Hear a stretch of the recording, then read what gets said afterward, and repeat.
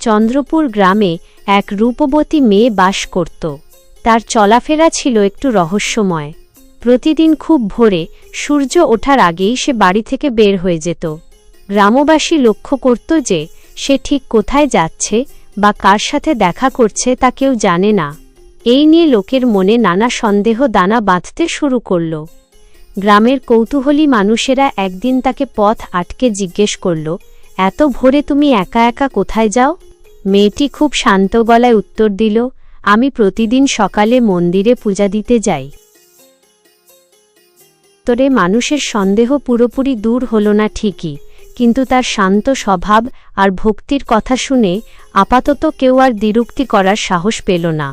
তবে গ্রামের বাতাসে সেই রহস্যের রেশ রয়েই গেল। সে কি সত্যিই মন্দিরে যেত, নাকি লোকচক্ষুর আড়ালে অন্য কোনো উদ্দেশ্য ছিল? তারপর গ্রামবাসীরা মেয়েটার পিছনে পিছনে গিয়ে যা দেখল সেটা জানলে আপনিও অবাক হয়ে যাবেন। কিন্তু তার আগে যারা মাকে ভালোবাসে তারা লাইক করুন, যারা বাবাকে ভালোবাসে তারা ফলো করুন, যারা মা বাবাকে ভালোবাসে না ভিডিও থেকে দূরে থাকুন। আজকে সবাই একবার মনে থেকে জোরে রাধে রাধে কৃষ্ণ কৃষ্ণ বলুন।